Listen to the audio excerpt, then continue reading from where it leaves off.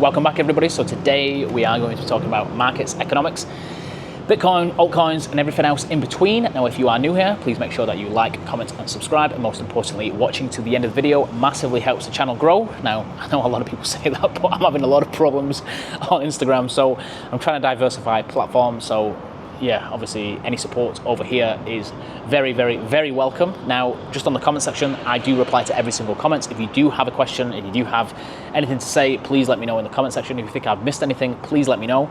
Now, today we are, well tonight, we are going to be talking about the stock markets. Now, I've had a lot of requests just talking about different types of updates, just in relation to the stock markets, economic data, etc., etc., etc. Now, there has been a lot of economic data and company data, what was released last week. We've seen very, very, very good updates from Microsoft. We've seen some commentary around tariffs, around Apple, Amazon, etc., like the top 7. And we've still got a lot of things coming out next week as well. And from an economic standpoint, we've seen that the consumer confidence index has been dropping. We've seen that the house price index has been dropping. We've seen that the non-farm payroll data has been dropping. We added 150,000 jobs, what was below expectation of 180,000 jobs, and the unemployment rate slightly edged up. Now, just talking about this economic data, there is some bullish economic data and there is some bearish economic data. Now, obviously, a lot of people kind of resonate with whatever data point they want to associate with their thesis. And I had a lot of commentary last week just in relation to the non-farm payroll data basically being 150,000 jobs. And as a result, the market was going up. And again, what I don't think a lot of people really realize is because Microsoft had a good quarter, their obviously stock jumped about 10%, 8%, and as a result, that lifted all boats, meaning that S&P 500 went up, NASDAQ went up. We've seen a lot of earning reports, and that kind of pushed the market up a little bit more. And people correlate different types of data sets with causation, and obviously, just because something correlates doesn't necessarily mean that it's caused it. And I still believe that we are still in this fiscal dominance stage. And again, if you are new here, I'll give you the executive summary. I've been reiterating over the past couple of weeks and months just in relation to what I believe the Fed and the administration is doing in relation to fiscal dominance, meaning that they are keeping rates elevated, what puts a significant amount of stress on different types of countries and economies around the world.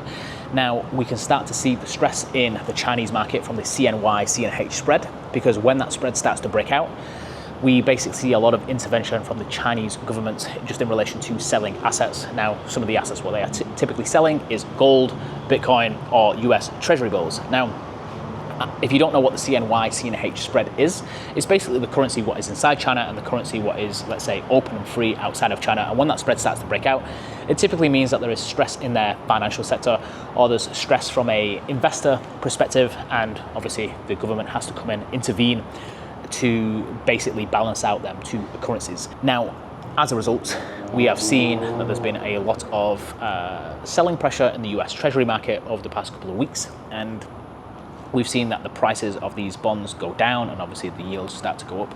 And we see a lot of this intervention from China in regards to selling US Treasury bills to kind of prop up their own internal financial sectors. Now, so why do they want to do this? So let's just unpack this. Basically, if China has a very strong currency, typically what you'll see is that it will massively, massively hurt their exports, because they need a weak currency, what incentivizes people to obviously buy from China. If they have a strong currency, people are not necessarily going to be buying from China, and they will typically buy from other neighboring countries.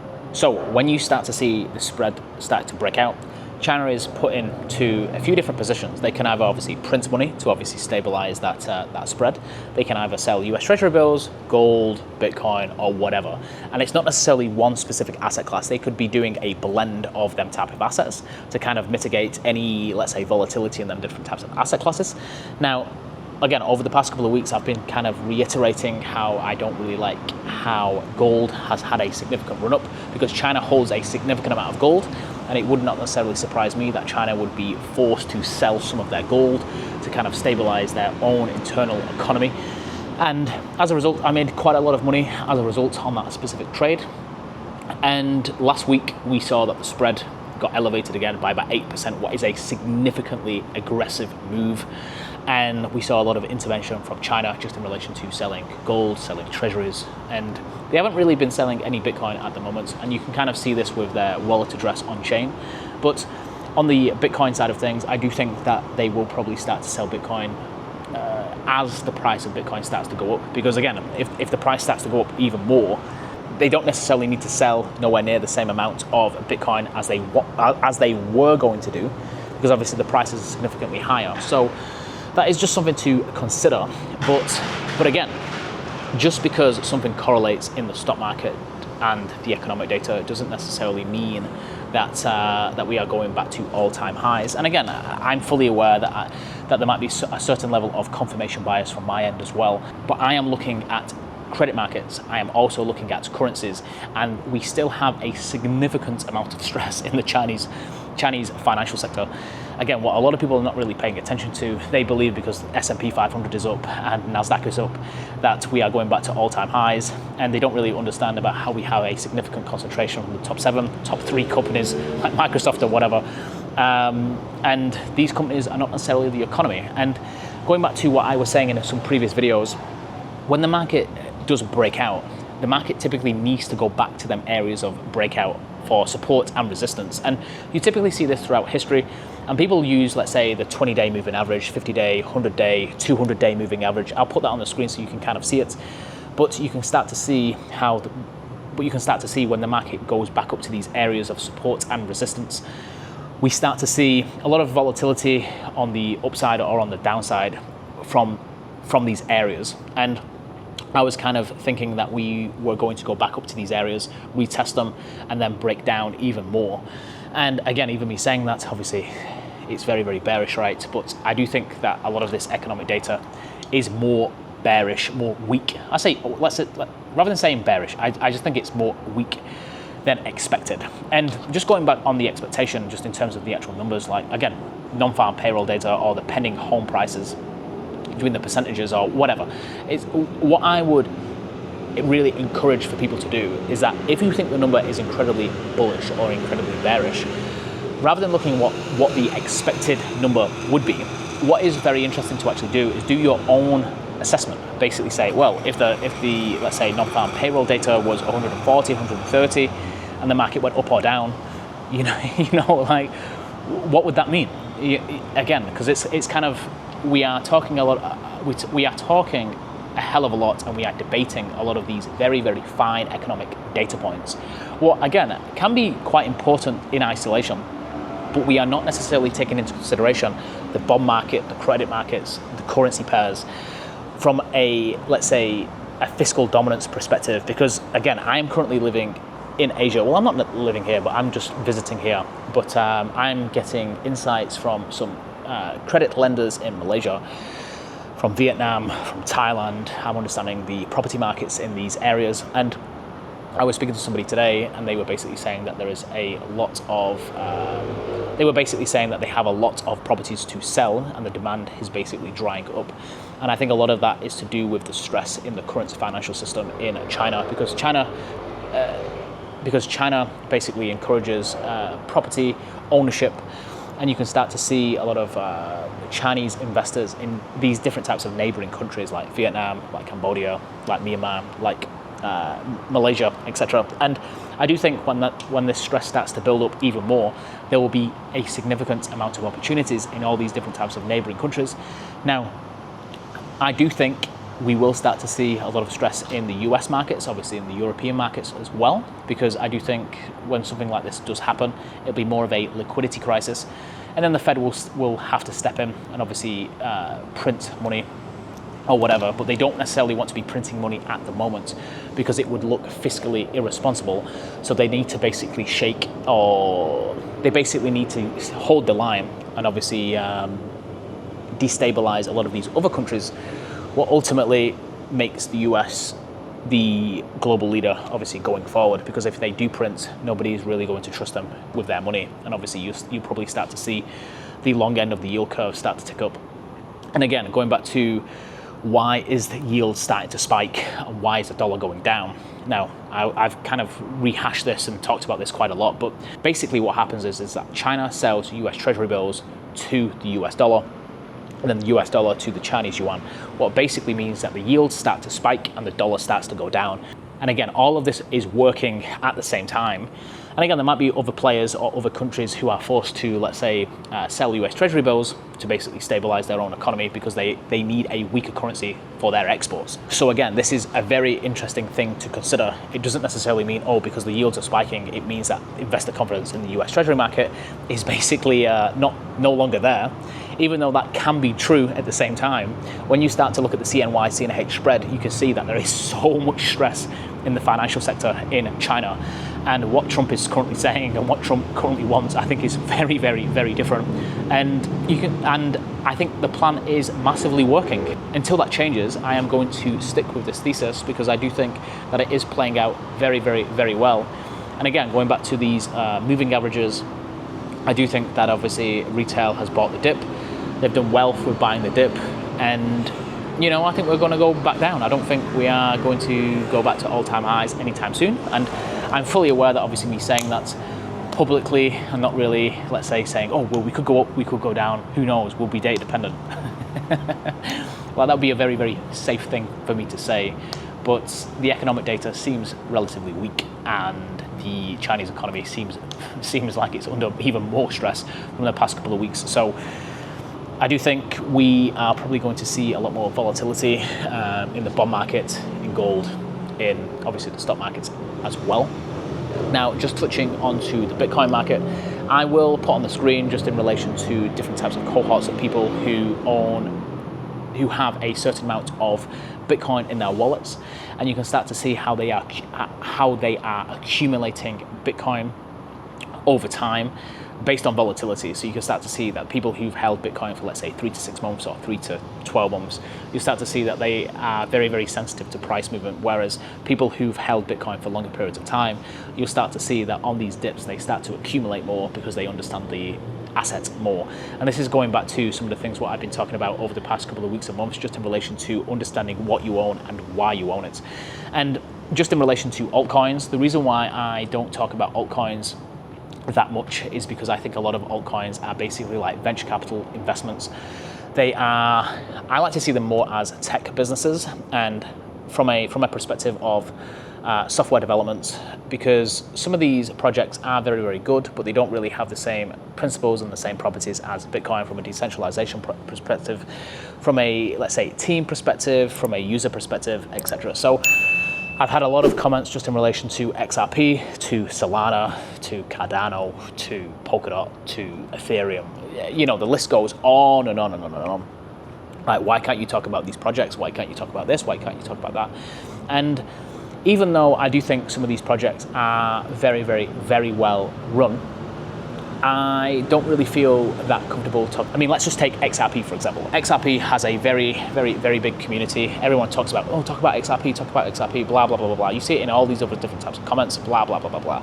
Now, there is a massive, massive, massive incentive to basically get the price of XRP to a certain level, and the reason for that is because there is a significant amount of investors who are massively, massively underwater. There is a significant amount of concentration in XRP.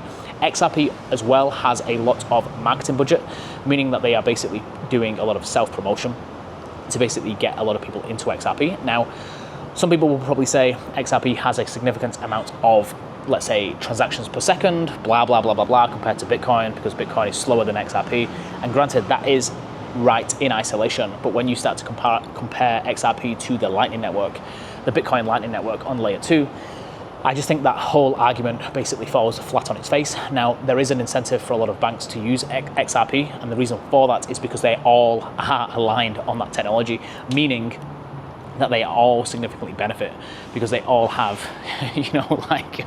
skin in the game in that specific project. It's the same thing of anything else, right? It's like they're all talking their own book. Whereas from a Bitcoin perspective, it doesn't necessarily matter how much Bitcoin you actually have. You don't necessarily have any, let's say, influence over the code base.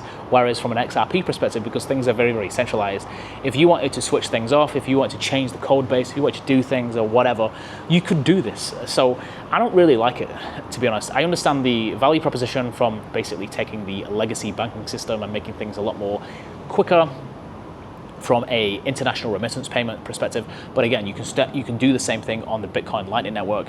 I don't think there's really much value proposition from a XRP to a Bitcoin. I just think it's massively misunderstood from a Lightning perspective, Bitcoin Lightning perspective, compared to XRP. But again, XRP has a lot of marketing behind them. You know, I just see it as a technology business who is basically doing self-promotion, and a lot of banks are basically talking about it because, again, they probably hold a significant amount of XRP, and there's not necessarily that much transparency in terms of holdings and blah, blah, blah, blah, blah. So again, I just really stay away from some of these projects because I don't feel comfortable because of the underlying foundation of that particular project. And yeah, so the reason why I don't talk about, I mean, I don't really mean to pick on XRP, but again, I could use Solana, I could use Cardano, I could use Ethereum, I could use Polkadot, I could use Doge, I could use Pepe Coin. You know, like the list goes on and on and on and on and on. And again, these are different types of projects, what are built on different types of, let's say, applications. Now, as you can probably imagine, my Instagram page has a very, very, very large following.